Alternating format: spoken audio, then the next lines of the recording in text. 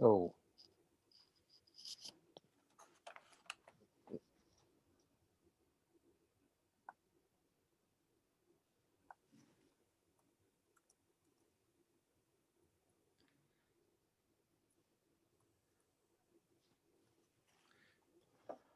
Hi, my name is Don Phillips, and I'm a librarian at the Milpitas Library. I do teen and adult services work, and I am so happy to have you all here tonight. Thank you. We're lucky. We have a great evening planned and on Zoom, and I think it'll be a feast for your senses, both sight and sound, and that you'll enjoy meeting our authors.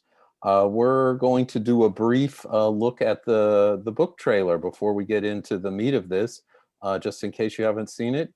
It'll give you a kind of a hint of what's to come. So I'll let the trailer begin now. Thank you.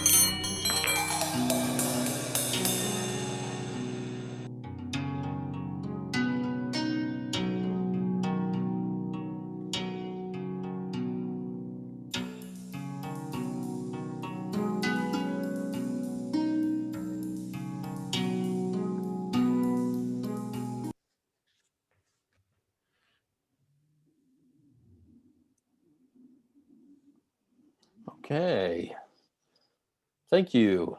So that gives you a little taste of what we have tonight. So I want to once again wish you good evening from the Milpitas Library, where I have as my background tonight, which would be where I'd usually be greeting you from. Welcome to Zoom and this virtual evening where we're going to be talking about the book Chinatown and the program From Suffering to Celebration, an intimate look at San Francisco's Chinatown. Our presenters are the photographer Dick Evans and the journalist Kathy Chin Leong. And I just wanted to go a little bit over their bios because it's interesting. According to what I've heard, it sounds like Dick Evans is the one who sort of began this project, and he collaborated with journalist Kathy Chin Leong. Now, Dick Evans is a San Francisco-based photographer with an interest in documenting the colorful and rapidly changing neighborhoods of the city. He was born into a ranching family in Oregon. He graduated as an engineer from Oregon State University and obtained a master's degree in management from Stanford. He has spent his 50-year career in the global metals sector, living in 5 countries and multiple locations in Africa, Europe, and North America. It was during these travels that he developed an appreciation for the diversity and richness of different cultures, both global and local, and an interest in documentary photography. Kathy Chin Leong, the writer of this book, is an award-winning journalist. She covers travels, technology, business, art, and architecture, and anything that piques her interest. Her writing has been published in the New York Times, Los Angeles Times, National Geographic Books, Sunset Magazine, and other nationally recognized publications. Growing up in a bicultural environment, Chinese at home and American at school, she's typical of many of the people who struggle with identity issues and eventually learn to embrace their Chinese heritage. While she's traveled the globe to the Middle East, Europe, and Asia, rediscovering her Chinatown roots through collaboration on this book has been the journey of a lifetime.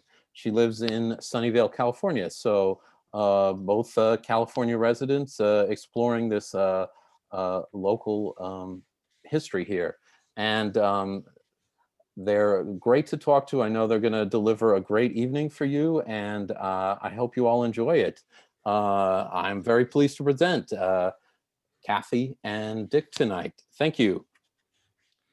Okay, thank you very much, Don. It's our pleasure to be here. And thank you to the Santa Clara County Library as well, and to all of you that have joined us tonight. I might just mention we will finish with time for questions and answers. So as we go through this, if you have any questions or any comments that you'd like to make, just jot them on the either on the chat or the Q&A icons at the bottom of your screen.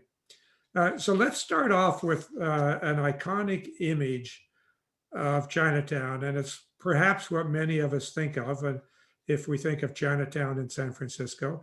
I would guess many of you being from the Bay Area, you've probably visited Chinatown. Some of you certainly have. And this is Grant Avenue, the main street going through Chinatown and one of the oldest streets in San Francisco. And you can see the architecture and the red lanterns. And when I would visit Chinatown in the 70s and 80s with our young daughters, I always assumed this was just historic Chinatown that was started this way and preserved this way throughout its history. But as I'm going to speak of in a minute, that's not necessarily the case. It's not a coincidence, too, that our choice for the cover of the book is one of these Grant Avenue building facades, a very elaborate Chinese architecture, colorful painting, red lanterns in front. This is a historical building that used to house a very famous restaurant called the Four Seas Restaurant.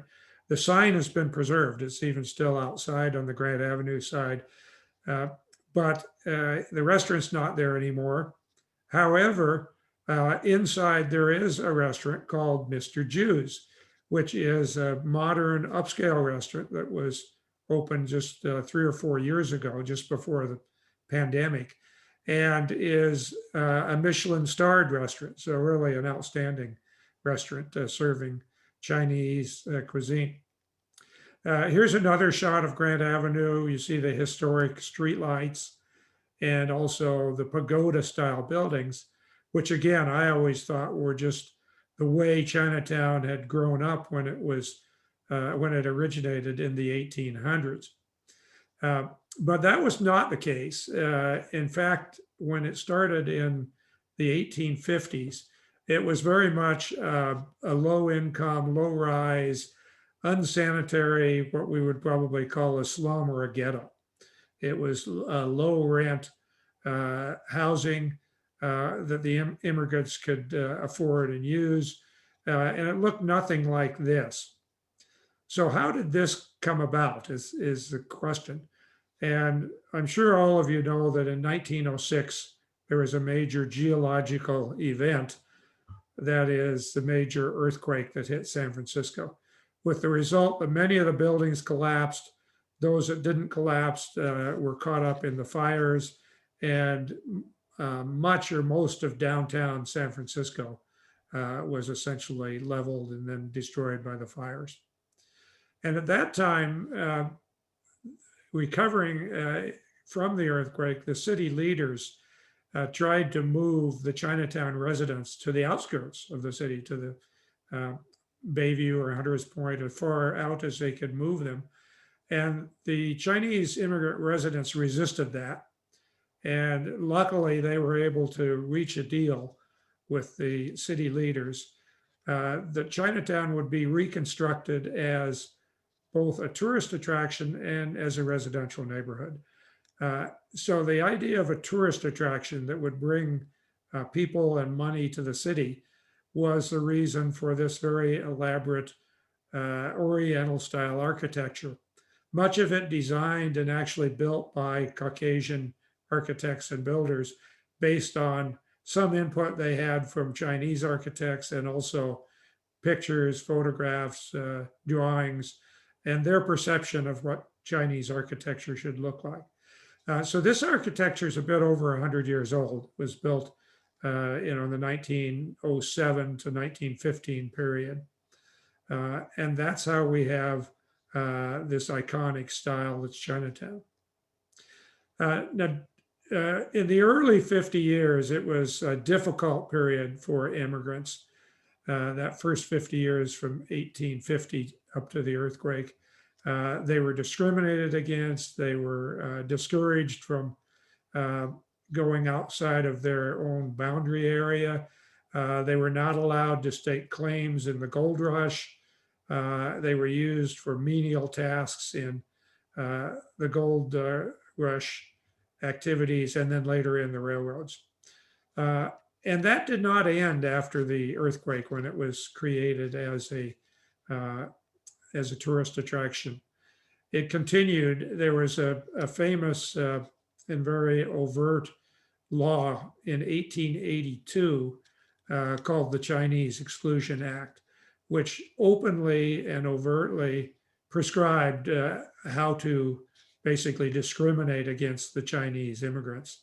And that stayed in effect, or parts of it, and certainly the informal aspect of it, all the way up to the 1950s. So in that period after the earthquake, the Chinese immigration continued into San Francisco. And during that period, the incoming immigrants, Chinese and otherwise, were funneled through Angel Island in the Bay, which became similar to Ellis Island in New York, which is famous for all the European immigrants. And the Chinese immigrants were even separated and treated differently, discriminated against in their entry into California. And here you see a little writing here that's been taken from the walls of the detention centers on Angel Island. Many of the immigrants and detainees would carve their name or saying or poem or something into the walls, and those were later translated, captured and then translated There's actually a book that has all of those inscriptions in the walls and then the translations to English. This one I think is particularly poignant if you look at it. He's mentioning that he's treated as a number. They don't use his name. And when they call you for an interrogation or something, they just post your number. And on the day that they let you go, your number is on the blackboard and it just says San Francisco. And note that this was uh, the young man that did this was 11 years old, and in 1939. So this was, well after the 1800s and well after the earthquake, when this discrimination still existed. And even after the 50s, when things opened up, there was still some informal discrimination, some which we've seen come back, unfortunately, in the very current events with the COVID crisis. But during the 70s and 80s and 90s and into the early 2000s, Chinatown and its residents still had to deal with discrimination and unequal treatment. Now, one area that became important to the residents was the Tiananmen uprising in China itself. Of course, they saw it on television. They may have had relatives or new people who were there. And if you remember, there was, in the news coverage of that, there was a statue about 50 feet tall, you may remember, was made out of wood and cardboard and paper. And this is a replica of the statue. This is what it looked like. This is only 10 feet tall, so a fifth the size, and it's made out of bronze. And it's located right in the center of Portsmouth Square, which is the founding location of San Francisco, in fact, and is also known as the heart of Chinatown and the living room of Chinatown. So it was erected here to celebrate and in remembrance of the student uprising in Tiananmen Square. Another sculpture that's in Chinatown with more contemporary meaning is this one from only about a decade ago. And it's called The Comfort Women. It's in St. Mary's Square. That's the Bank of America building, actually, right behind it that you see. And it was put up to celebrate and again recognize the young women and girls who were taken to be prostitutes and sex slaves by the Japanese army and government during World War II. And I'm sure many or most of you have heard about that. This statue has been controversial because the Japanese sister city of San Francisco, Osaka, was not pleased with this statue going up. And unfortunately, this resulted in a breakup in that relationship. Hopefully, someday in the future, that will get put back together. So as we mentioned, Chinatown has always suffered discrimination, has always been very aware of social justice issues. And for that reason, we like to say that its story is really one of resilience, survival, and celebration. And during the course of photographing and writing this book, Kathy interviewed over 100 people, businesses, groups to come up with some of the stories that are captured in the book. So Kathy, over to you. Hi, everyone. Thanks for coming out tonight. I am so excited to share with you these stories that really came out of my childhood as well. This is the most beautiful mural.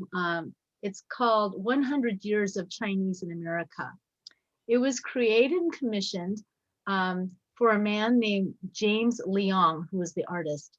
And he colored this in egg tempera, and it was so beautiful. But many Chinese criticized it because they felt, even though it was historically accurate, they felt it reinforced stereotypes and they criticized him for that. And he was so hurt that he left to go to Europe and spent the remainder of his career in Europe. Years later, the 7-paneled piece of art was later discarded and it was lost. But then it was later recovered in a rec room. Parts of it were used as a ping pong table. And it was brought back to the CHSA, the Chinese Historical Society of America Museum, which is in Chinatown. And they contacted James Leong, who is now living in Seattle. And he came back and retouched this beautiful painting. And he was just honored and dignified in a very precious way. And that was great because a few years later, he passed away. In this painting, the same painting, you'll see Sue Lee, who is a very recognized historian on Chinese in America. And why is this important? Well, she, as you'll see in this next photograph, she located a set of 12 watercolors that depict early Chinatown in San Francisco. And like a detective, she recovered a set of these 12 extremely rare watercolors by the late Jake Lee. And these works once hung in the Elegant Khan's restaurant in Chinatown. And after Khan's was sold in the 1990s, the paintings mysteriously disappeared until Sue hunted them down and collected them all together. The biggest cultural event of the year in Chinatown, of course, is Chinese New Year or Lunar New Year. It is a week or 10-day long celebration. It culminates in a parade, usually a mile-long parade with all kinds of dragons, lion dancers, firecrackers, as you see in this photo. Look down the lower right. You can see the remains of some of the firecrackers.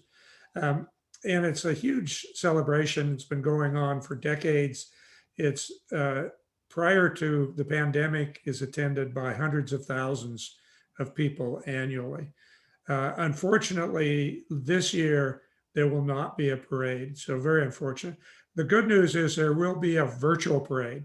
They're actually pulling together highlights of some of the prior parades. So there will be a virtual video parade and celebration taking place on February 20th of this year. Lunar New Year starts on February 12th, so it's coming right up very soon. You see here the dragons being carried, a couple dragons being carried along the way. In the next slides, you'll see a couple of young elementary school, so 13, 14-year-old boys dressed up in Monkey King outfits, and they are stilt walkers. They walk on stilts that are like 6 feet up in the air, and they walk that full mile-long parade route as stilt walkers. This young woman as well, dressed up in this very traditional costume, is also a stilt walker. Now, these two photos I might mention were taken before the parade down in the staging area. And just a hint, if any of you go to the parade in future years and you want to take photographs, go down to Market Street where the floats and the participants are all staging an hour or an hour and a half before the parade. You can get fantastic photographs. You can talk to the participants, and it's just much easier to get up close, talk to them, learn things about the parade, and get some fantastic photos. This year is going to be the year of the ox. And here you have a picture of an ox. Because there's no parade this year, the organizers decided to commission 11 sculptures of oxen and plant them at different locations around San Francisco.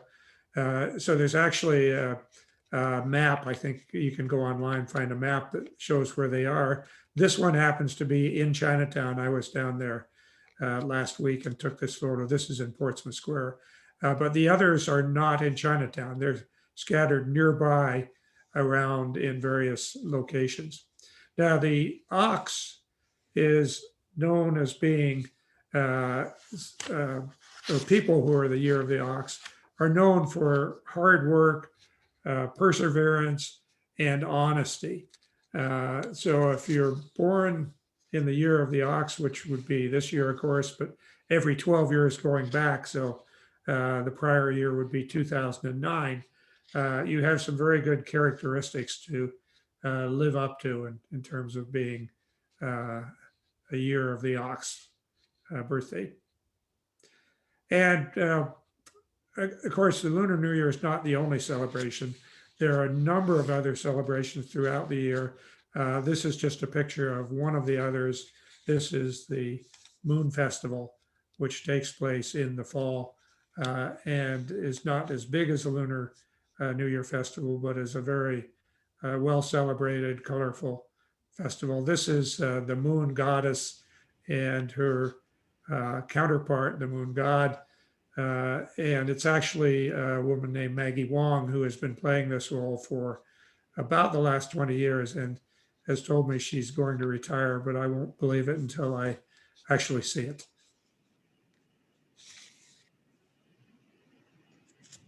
Here's Chinatown's newest mural of Bruce Lee.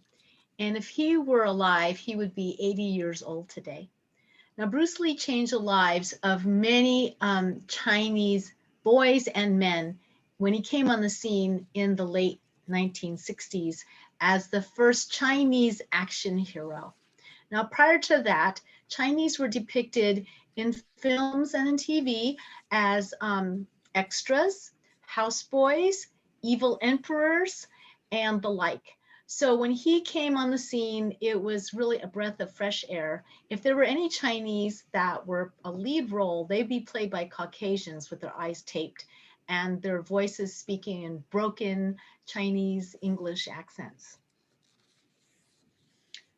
This man on the left is Jeff Chin. Bruce Lee changed his life. When Jeff was a little boy, he was picked on because he was Chinese. One night he looks at a poster in his bedroom of Bruce Lee, and he believes and senses that Bruce Lee actually reached out to him and told him, "Jeff, everything is going to be okay." Well, that night just changed his life. He told Bruce Lee that Bruce would one day be proud of him, and I think he would. Jeff is now the proud collector and one of the top collectors of Bruce Lee memorabilia, from original costumes to all types of magazines and models after Bruce Lee. His collection has traveled to the far reaches of the world, to the Smithsonian Institute, and it will be on display, hopefully this fall, at the Chinese Historical Society Association History Museum, and that is in Chinatown. So look for it this fall. It'll be quite the treat. Now we're here at Skylawn Memorial Cemetery, and this is during the season of Qingming, which is a festival honoring dead ancestors. Every year, Chinese groups come by the busload to honor Qingming. Here you see these beautiful manicured premises where Dick and I were escorted via golf court. And what's really interesting is nowadays, Chinese can pick wherever they want to be buried.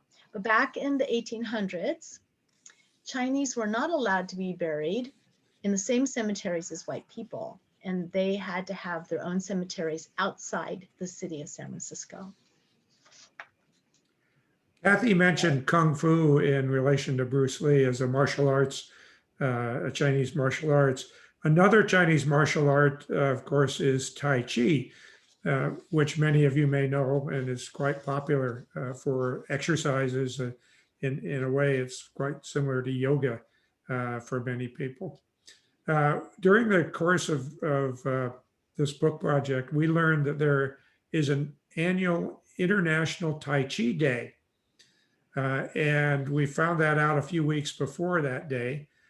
So we went to our cultural partner in this project, the Chinese Culture Center in Chinatown, and asked if they would help us organize some Tai Chi um, performers, or at least participants, not necessarily performers, but participants for International Tai Chi Day. And for our part, we offered to have free tea, pastry, and cookies in exchange for those who would allow us to photograph them on the Kearney Street Bridge performing Tai Chi and taking an hour-long class in Tai Chi. As you can see, the young woman in the front is the Tai Chi instructor. So she was taking everyone through their paces. We were able to photograph them on the bridge. We also happened to run into a Tai Chi master, or Sifu, as they're titled. This is Xu Fen Xiao. And we ran across her because we were photographing and interviewing her husband, who owns an herbalism shop, together with her. And we were taking his photo. You'll see him a little bit later when we show some of the businesses in Chinatown. We saw these huge trophies up on top of the herbal shelves. So we asked, where did those come from? And he explained that was his wife's Tai Chi trophies from all the events she's competed in. So we asked if she would be willing to come back and maybe go around Chinatown with us and let us take some photos as she demonstrated various Tai Chi poses. So this is how we got a whole collection of images of her around Chinatown. Now we're here in Chinatown, also at the Far East Cafe, which unfortunately closed at the end of December due to the pandemic. But before that, it was 100 years old and was really famous for offering red egg and ginger parties. So for those of you who don't know, red egg and ginger party is a celebration for a 1-month-old Chinese baby. And here we have the family of the Tongs, and we have baby Rose. The red eggs represent fertility, and the ginger would represent fertility and strength. And so we're really pleased to be there. Another tradition is the passing of red envelopes during Chinese New Year. You always give 2 to represent double happiness. And this is my adorable nephew, Tyler, who goes to Laurelwood Elementary School in Santa Clara. Now, traditionally, when an engaged girl is about to get married, she'll order a cheongsam, a very fitted Chinese gown. And it is always a special thing to get because you have it tailored especially for your figure. Now, the Chinese tea ceremony is a revered custom, and very few Chinese couples are doing it today, but we found Leanna and her husband Michael here who were participating in a Chinese tea ceremony.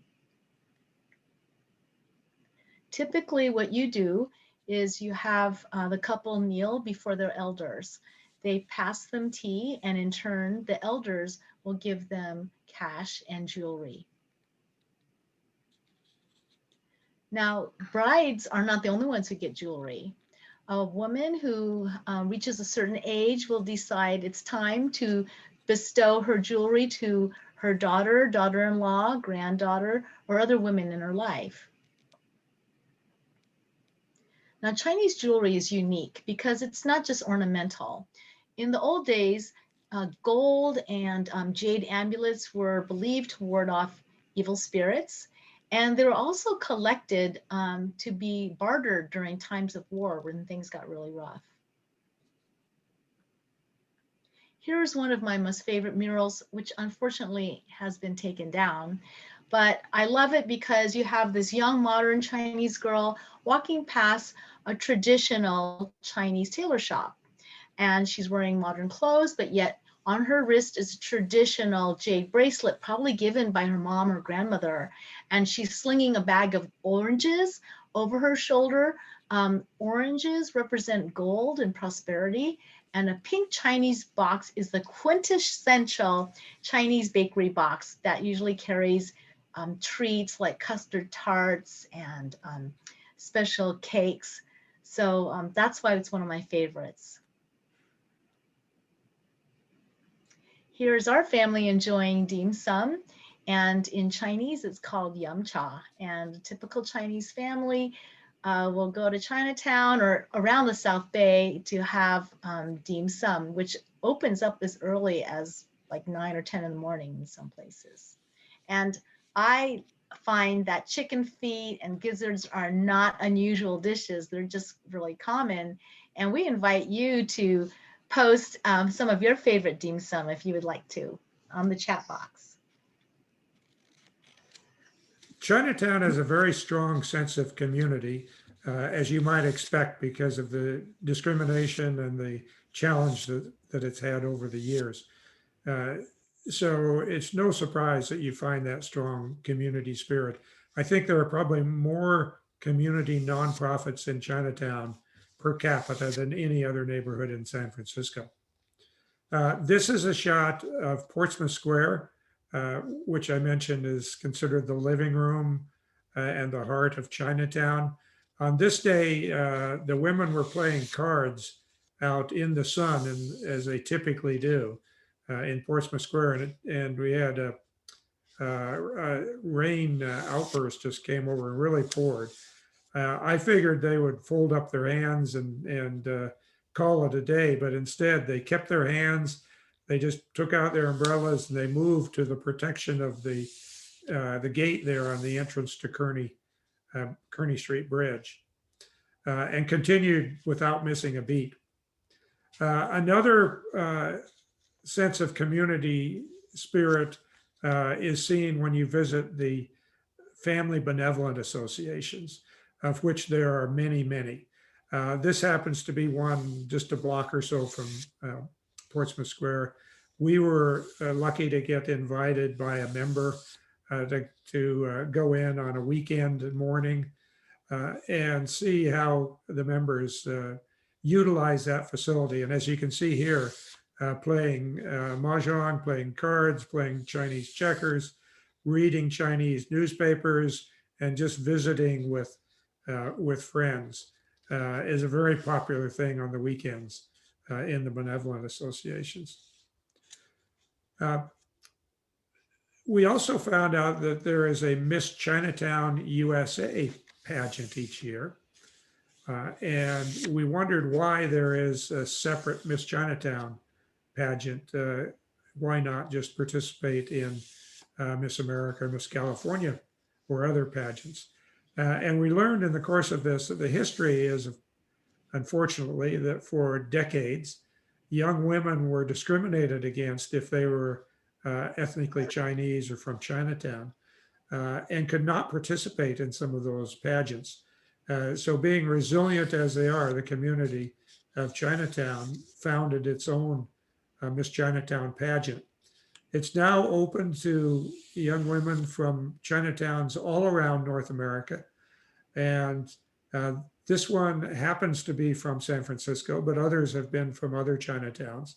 The event is actually held in San Francisco because San Francisco's Chinatown is the oldest Chinatown in North America and is also the founder of the event. This Miss Chinatown, we were very pleased to learn, is a very bright student going, I think it was into biomedical engineering at Rice, also working with bilingual students in elementary school.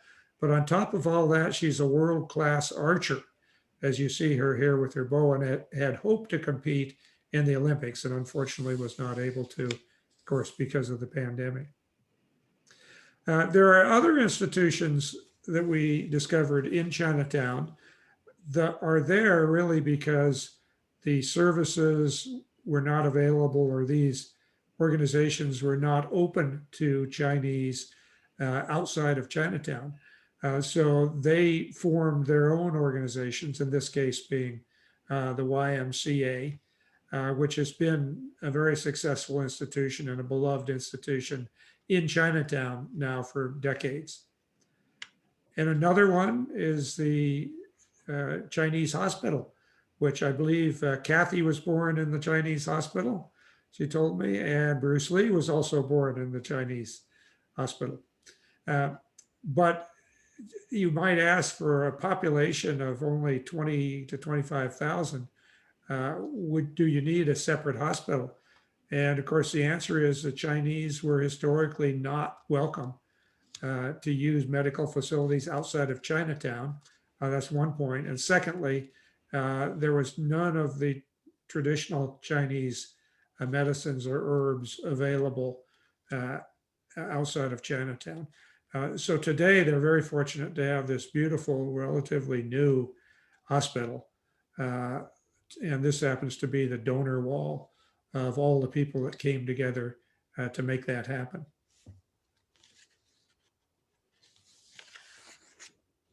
Here we have a typical single room occupancy apartment complex. Imagine your home is the size of a closet shared with 4 or more people. This is SRO living. Here you have no access to washers or dryers, so you have to hand wash and you have to hold your laundry outside to dry every time you want to clean your clothes. We were really privileged here to be a part of the scene. This is Norman Fong, who was former head of the Chinatown Community Development Center, and they were in charge of several SRO buildings. One day when he was giving us a tour, a young girl came up and wanted him to come up to visit her grandmother. She was too ill to walk down the stairs to go to the doctor. Again, there are no elevators in these places. So this is the SRO room where she lives. And he came and said a prayer for her. And we were very privileged to be able to stand outside and take a photo. It was a very precious moment. This is the Dragon boat racing team. And if you are lucky to be part of the Community Youth Center, your practice time, your uniforms, your Dragon boat is absolutely free. This is a wonderful organization called CYC that helps at-risk youth. This is Bella Chen, who previously to joining this team said she was completely unathletic, and now she is the head team captain.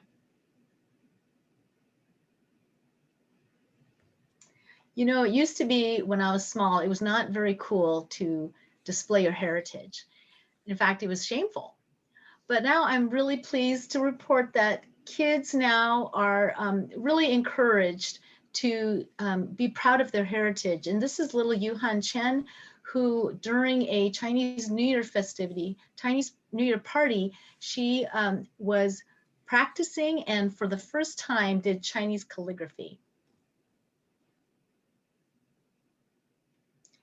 I'm also proud of my nephew Tyler and other kids now who are really open about trying new things. Tyler here is trying out dragon beard candy, which is made from a block of maltose syrup and pulled and pulled and pulled into thousands of threads. Unfortunately, dragon beard has also gone out of business due to the pandemic, but I believe if you go and see the actual building, Derek, who's the owner, is making them custom orders. These are buildings for family associations, and they're very colorful. Back in the 1800s, when you first came to Chinatown as a foreigner, you would look up your family village and your last name, and you would find your family association, and they would set you up with housing and a job.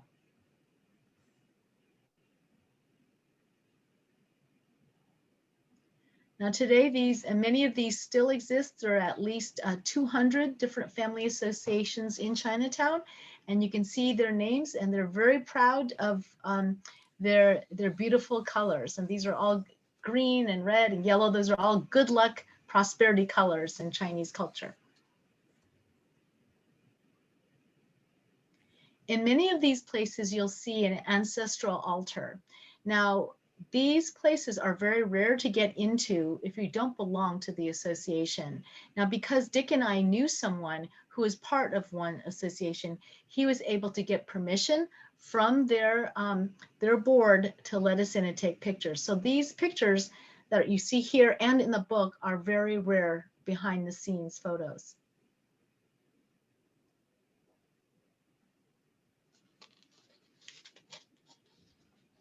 Here you see a scene from King of the Yis.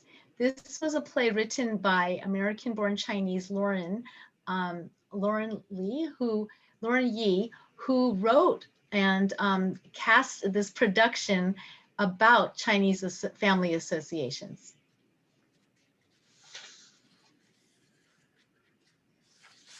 This is the largest one of all, the Chinese Consolidated Benevolent Association of America, otherwise known as CCBA.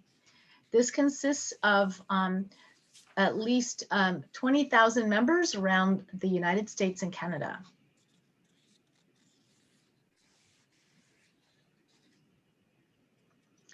Now you see most of the people in charge are men, and so the problems that are facing them for the future is the fact that many of their sons do not want to become a part of the family association, and women are not allowed to be in the top leadership. The women have their own groups. So what's going to become of these is still up in the air, and it'll be a big question mark 20 years from now, what happens with these associations.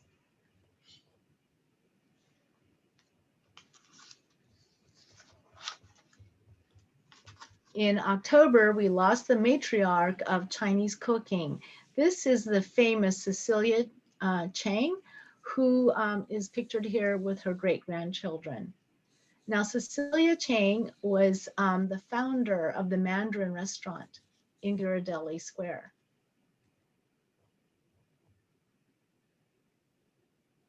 Back in the day, it was the most lavish and the first true fine dining Chinese restaurant in the area. Herb Caen made her famous with reviews in the San Francisco Chronicle, and she had enjoyed a beautiful career. Her son, Philip, started the chain P.F. Chang's, which is all over the world.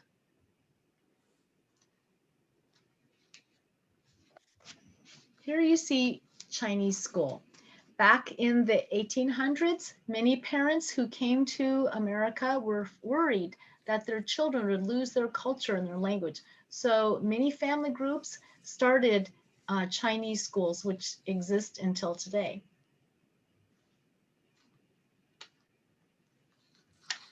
Music and dance, of course, is also an important part of Chinese culture.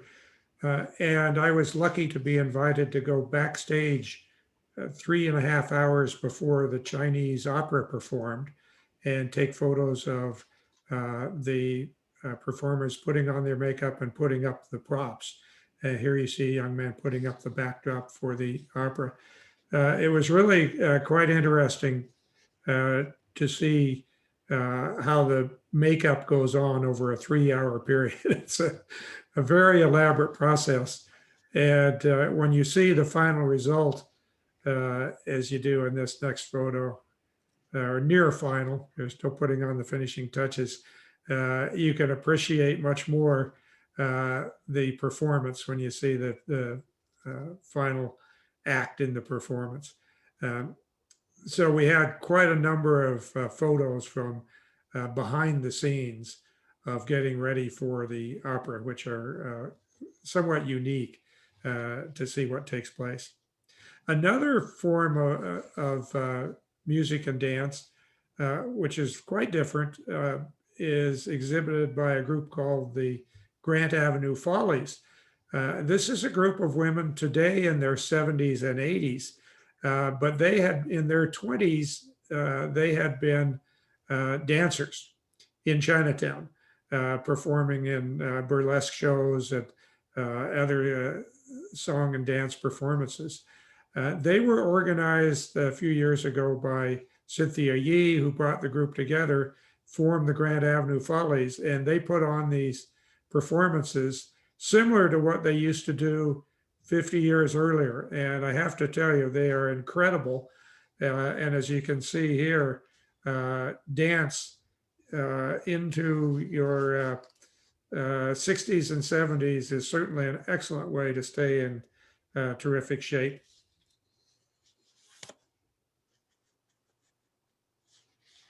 Now, moving a 10-pound lion head is another way to stay in shape. You have to practice, I'm told, because if you don't practice, you will not last an entire parade. So your arms will get really tired and they'll give out on you. This is Corey Chan, and we call him the lion head whisperer. And for over 40 years, he has been restoring broken lion heads and giving them back their roar. He never went to school for anything like this. He's just self-taught. He replaces eyelid strings used for blinking. He glues on new fur and he paints over scratches until the whole lion looks just like new.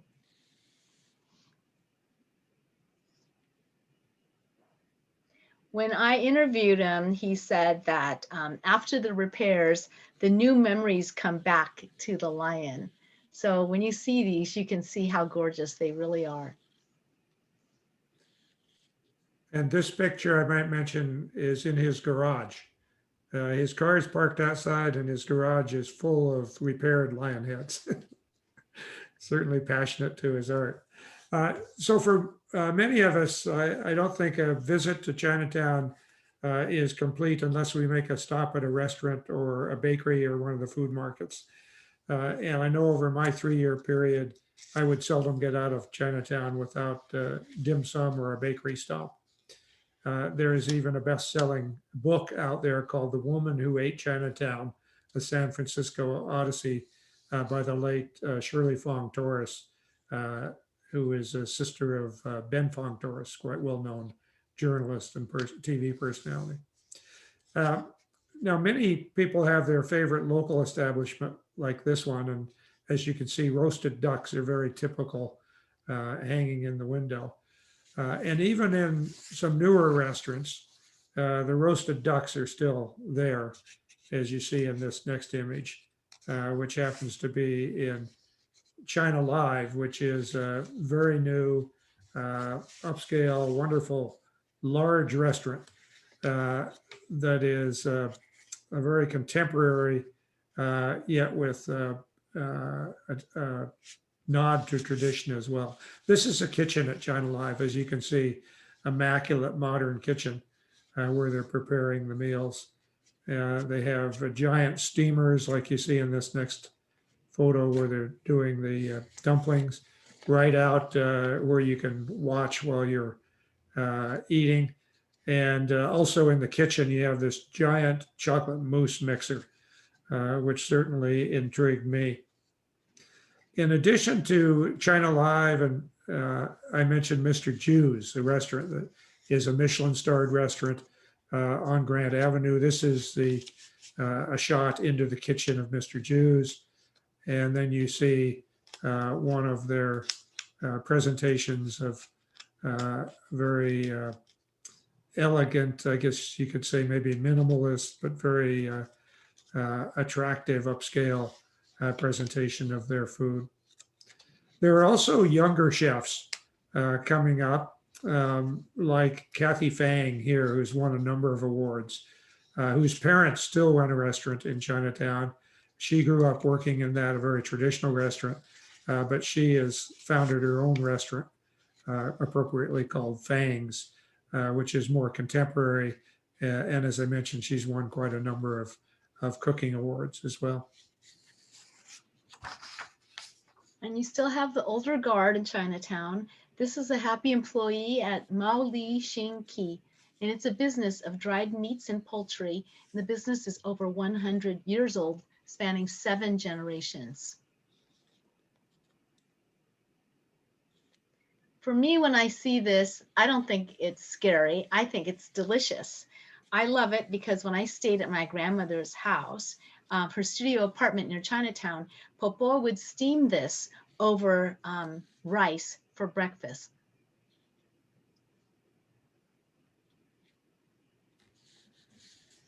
This is Coffee Crunch Cake. An Eastern bakery is only one of 2 bakeries making this famous confection in San Francisco. And the other bakery is in Japantown. So you can decide which cake you like more. This is Stockton Street, and it's known as the locals' Chinatown. Every day at 4 p.m., little grandmothers emerge from their apartments for produce on sale. And the market sellers will say, yep bun, yep bao, $1, one bag. And there's one thing that unites Chinese through the generations is that we all love a good bargain.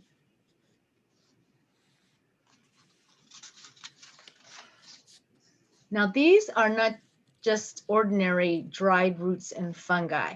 These are ingredients for a healthy family soup. So you take a fistful of this and a fingerful of that, and soup can clear acne, fortify your qi, and improve your circulation. And a traditional Cantonese mother will cook a soup every day for her family. But unfortunately, I am not a traditional Cantonese mother. So let me give a heads up to Dawn now. In 2 minutes, we're going to be ready to go into Q&A. So if you've had a chance to monitor some of the questions that have come in while we've been talking. So the last section here are just some slides on the small family businesses in Chinatown, which are really the heart and the lifeblood of Chinatown's economy. There are many entrepreneurs in all walks of life, and not to make a bad pun because this is the walk shop here. But starting with this one, this is Tain Chen, who's now 83 years old. She's run this business for several decades, and she claims to sell the most walks between Hong Kong and New York City, west to east. But very entertaining, as you can see, well-stocked shop. It's just a delight to stop into her store, talk with her, get educated on walks. I mentioned earlier that we found a Tai Chi master when we were interviewing an herbalist. And here is that herbalist. So that's the husband of the Tai Chi master at his herbalist shop. Of course, you also have a florist in Chinatown, like you see here. You have studio photographer, you have an acupuncturist, where Kathy and I were able to go in the back rooms where they also mixed up some of their herbal remedies to go with the acupuncture, and to watch him perform acupuncture on his wife. We had volunteered Kathy, but insurance liability, he said, prevented him from doing anyone other than his wife. And some of the other small businesses cater especially to tourism, as this one does, the tea tasting. There are several tea tasting rooms, businesses in Chinatown, and when they open back up, it's a delight to go there, and the variety of tea they have is just incredible. And they will teach you about how best to steep it and how to taste it and how to use it. Another traditional shop that caters to tourism are the jade carving shops and antiquity shops that have been hit especially hard by the pandemic because they really rely so heavily on tourism business. Now, just like in the restaurant scene, there are also some emerging new, very contemporary shops, such as this one, which is the gift shop at China Live. This is Cindy Chan, the wife of the chef, and Cindy curated and runs the gift shop at China Live. And she's brought a fabulous collection of very high quality and unique items, particularly related to cooking and food from all over the world, and has them there in the gift shop. It's a delightful place to shop for some really unique and high quality things. And another modern boutique is one called Kim Plus Ono, a play on the word kimono. And Kim Plus Ono is a shop that features handcrafted and hand painted silk garments. So you see hand painted silk kimonos, blouses, other garments. But again, very contemporary, very popular with the younger crew. Here's another shot from Kim Plus Ono. This happens to be from last year at the Moon Festival, and they held an event called Crazy Rich Asians Lookalike Contest during the Moon Festival. And this was one of the gals that came dressed in that regard, looking over the, as I mentioned, like the blouses or kimonos that you see there. So I'm going to end with this shot, which is the back cover of the book. It's actually a mural that's in a dim sum restaurant called Dim Sum Corner, a new restaurant right on California and Grant Avenue, and is serving takeout, I know, because I got it recently. Does a terrific job with it. But this mural caught our eye because it really captures a combination of a very contemporary vibe with the graphic artist style of the mural, the modern camera, but then the very traditional red dress. So we see this as a good image of the modern Chinatown today. One nod toward traditionalism, but also looking ahead in a very confident, forward-looking manner toward the future. So with that, Don would be more than happy to take a few questions. I might mention here's you see the book website. There's quite an extensive website if you want to learn more, and more than is in the book as well. If you just go to ChinatownBooksSF.com. Don, over to you. Hey, thanks so much. I miss the sound of applause at the end of a presentation like that, and you guys were great. I just wanted to, and thank you so much for letting people know about the chat option during this. I also wanted to mention that this project is a nonprofit venture, and all the book revenues go to the Chinese Cultural Center of San Francisco and Heyday Books, which is also a nonprofit organization, and they're both in the Bay Area. So a commendable thing, and I felt like it was important to make sure it got into this presentation. So thank you for that. And there are a ton of questions, so I will go through them with you as long as you guys have the stamina here. Sure. Okay. One was somebody was wondering about the name of the living room of Chinatown, and they thought it was called Portsmouth Square, and they were wondering where that was located in Chinatown. What street is it on? Yeah, Portsmouth Square is between Kearny and Grant and between Clay and Washington. So it's right next to Kearny Street. There's a parking garage underneath it called I think it's Chinatown parking or Kearny Street parking. And it's Portsmouth Square parking. Thank you, Kathy. And it's right across the street from the Hilton Hotel. There's actually a bridge that goes from the Hilton Hotel from the Chinese Culture Center, which is on the third floor of the Hilton Hotel. There's a bridge that goes, a pedestrian bridge that goes across to Portsmouth Square.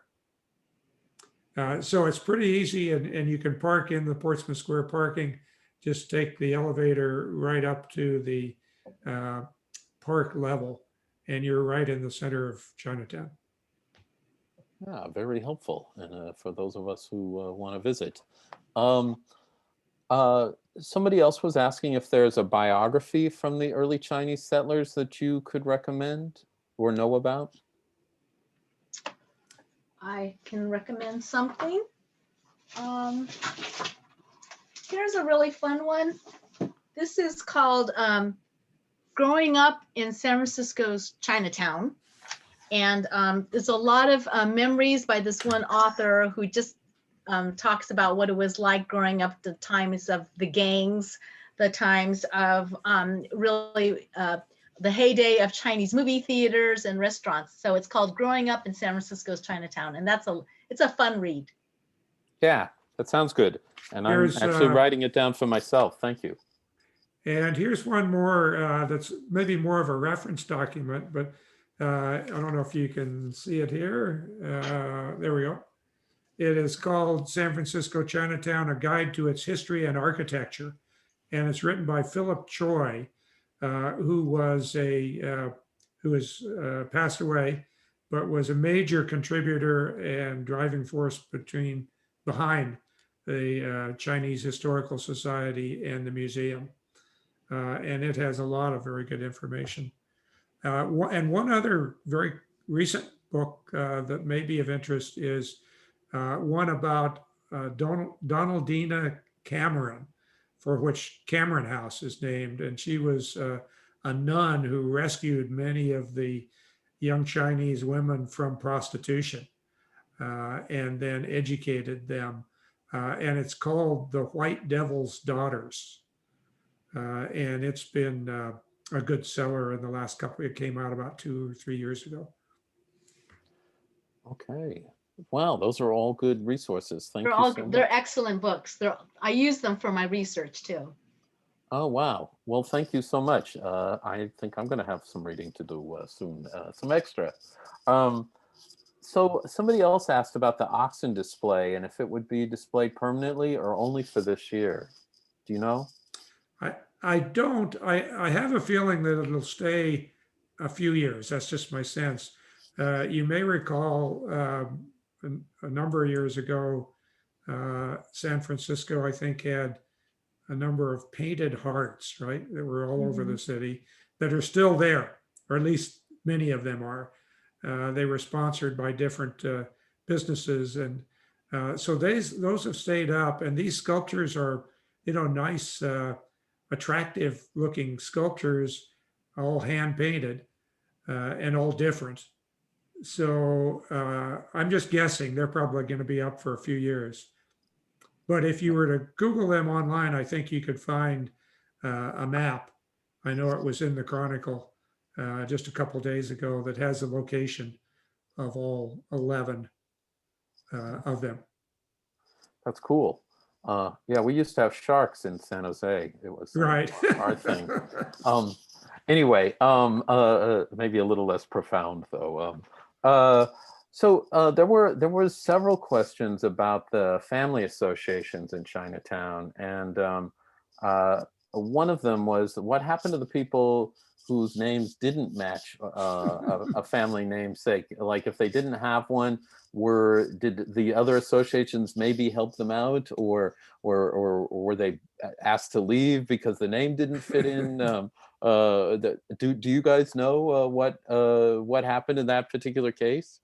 Well, usually the family associations, there would be like 3 or 4 names, like Li, Fong, Toy. So it'd be like they would group together. And also you would look for your village. So if you couldn't find your name, you'd find the name of your village, which would probably fall in there. And then if you couldn't find that, you'd find the trade that you in, like if your family was a flower grower or if they were shoemakers. So you would find it. You would find it. They wouldn't turn you away. Right, you'd find something. Yeah, Or your village, right? So yeah, right. So there would be a way. So and that sort of answers the next question, which was about the paper sons who bought or borrowed another last name, and did they go to the family association for their real name or their bought name, or how did the associations help them? I think it sounds like they had several options there. probably go to the association for your real name, your family name, family given name. Yeah, and since we're on that one, I know there was one more. Okay, and this last one. How many family associations are in Chinatown, and how do I find out if my family has one?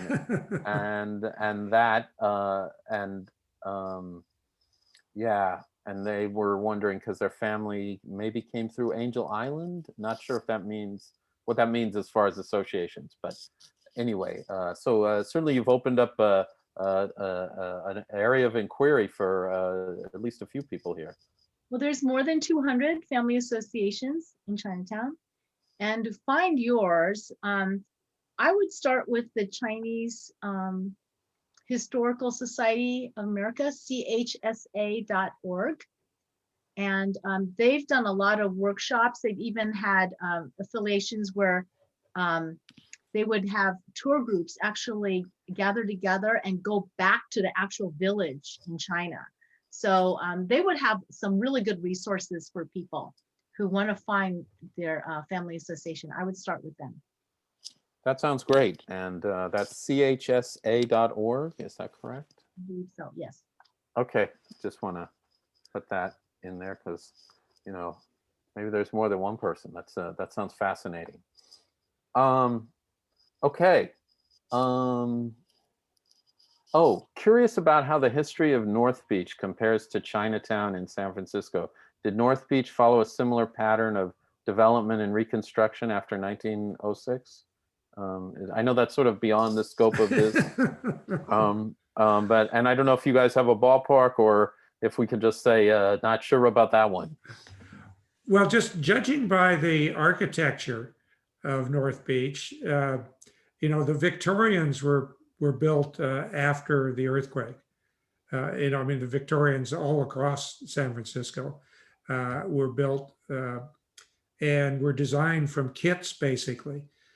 You wouldn't necessarily know this from the facades because they're different facades, but they were basically 4 or 5 different layouts, room plans, and then you would add different kinds of facades onto them.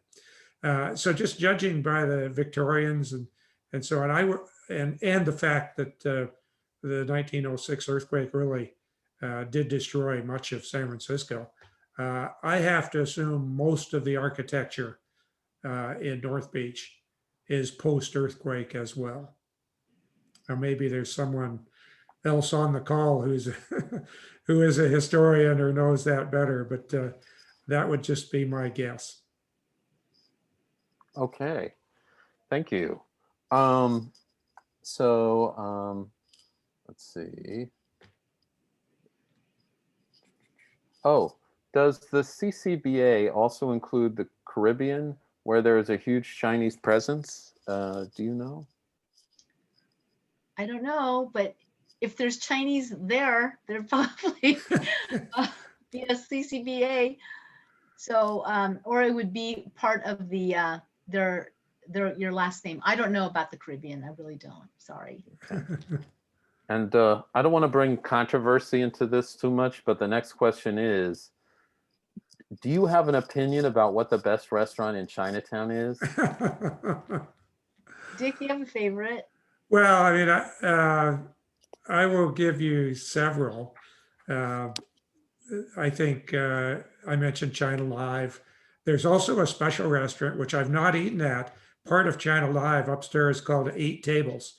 And it's a prefix menu that you can, if you have $300 to spend on a dinner, then I think that's probably worth doing. I've heard it's fabulous. Yeah, I heard too, that one. Yeah. So, I mean, that's one. Mr. Jew's, as I mentioned, has a Michelin star. Kathy and I had lunch there the other day with Betty Louie, who happens to actually own the real estate in which Brandon Jew has his restaurant. It's fabulous. Others, you don't have to go upscale. Those are 2 of the most upscale. But Dim Sum Corner, new, great variety of dim sum, very well organized. Those would be 3 I think of. Kathy, what are some of the others that you would?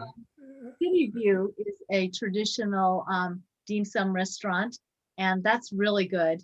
And I also liked New Asia, but right now they turned themselves into a produce market, and hopefully they'll transform back into a regular dim sum Chinese dinner hub. And X and Y restaurant is wonderful for Sichuan cuisine, especially the spicy crab. Really good. Really Right. good. There's a picture of the spicy crab, I think, in the book. I think it's Z and Y, isn't it? Z and Y. Yeah.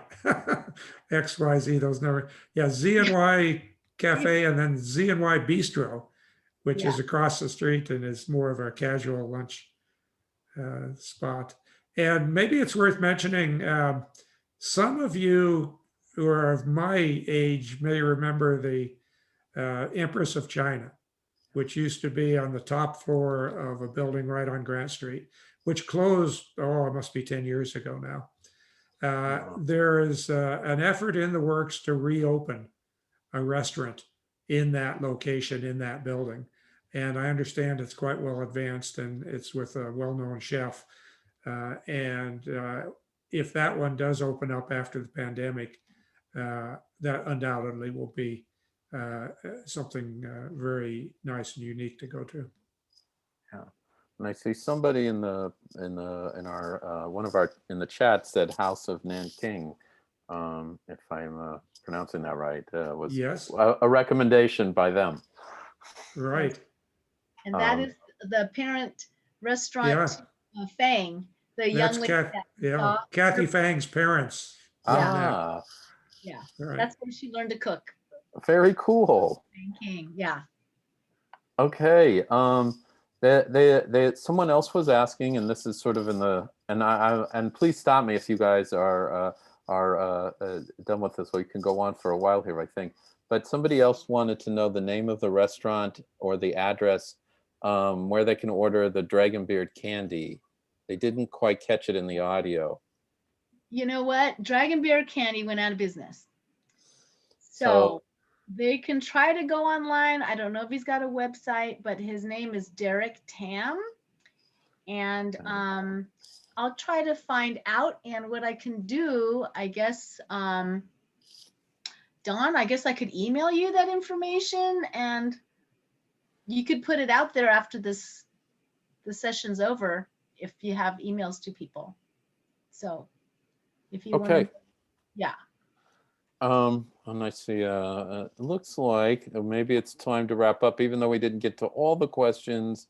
I know people are starting to drift away. So I know that there are people that thought this was wonderful and want to know where they can see it again. And I know we are recording this for YouTube, and SCCLD will be putting it on their YouTube channel for sure.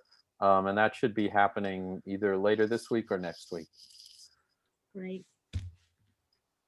I don't know. Do we want to do one more? Sure. One more. Go for it, Don. Okay, let's see. I have nothing else to do.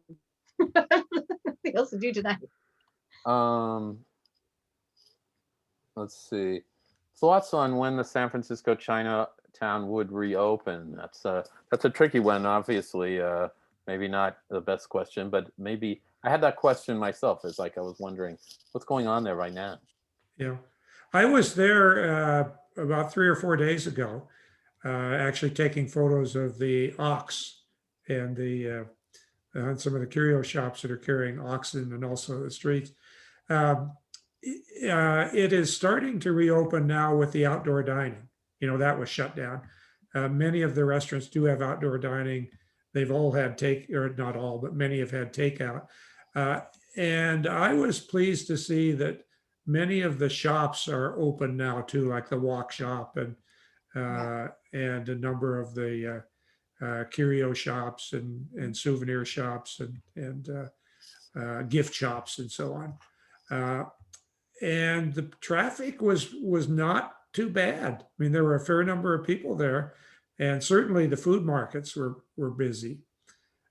So with the California rate coming down significantly, and the outdoor dining reopening and the shops being open, it certainly is not back to normal, but it's starting to feel like it's headed toward normal again.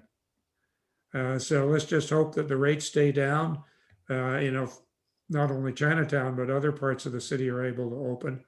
And if that trend continues and the vaccinations get rolled out and so on, I think in a couple months you're going to see Chinatown back and predominantly open.